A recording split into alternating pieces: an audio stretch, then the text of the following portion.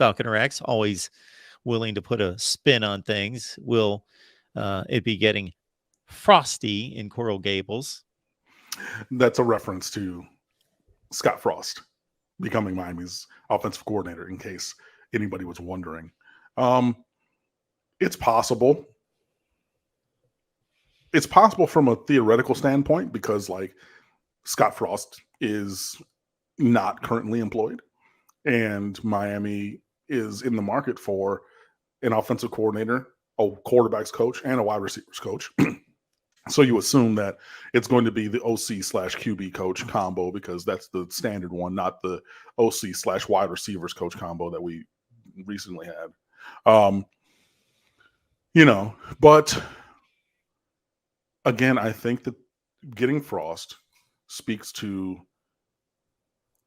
a schematic and foundational change to the entire structure of the organization that I don't think that Mark Cristobal is willing to do at this point. I do not believe that he's going to have the paradigm change of going from the ground and pound that he wants to a spread type of offense, even with Scott Frost offenses running the ball at a 60-40 clip. I don't see it, guys. I said the same thing last week. I don't.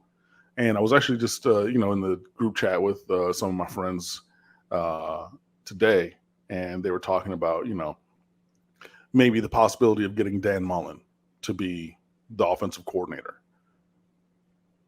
And that's a possibility because he doesn't have current employee either. But Miami has money. And I believe that pretty much anybody in the country is available. We've gotten people up off of their good jobs before. I know that after the fact, people talking about, Michigan and Josh Gaddis from last year. Josh Gaddis was employed at the University of Michigan.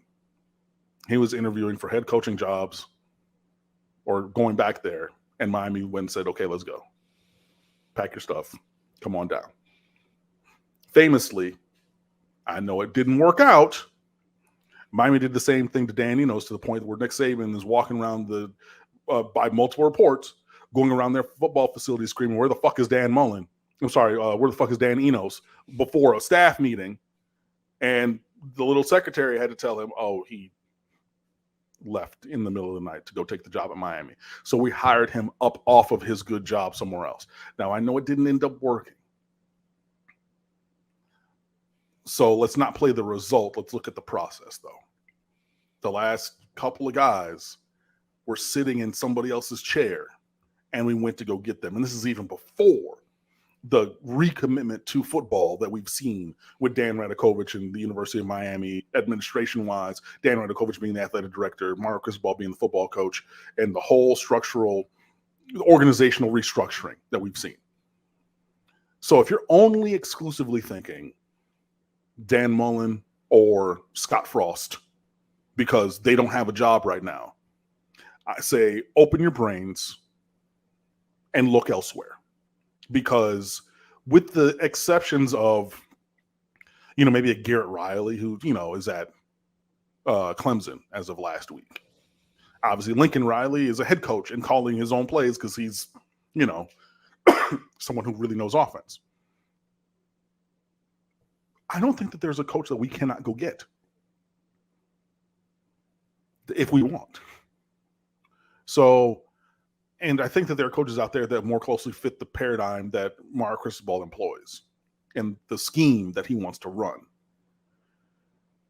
I, again, believe that a shift towards something more Frost-like, because it's spread, but it's not air raid, Like, he will spread, like, look back at those teams at UCF.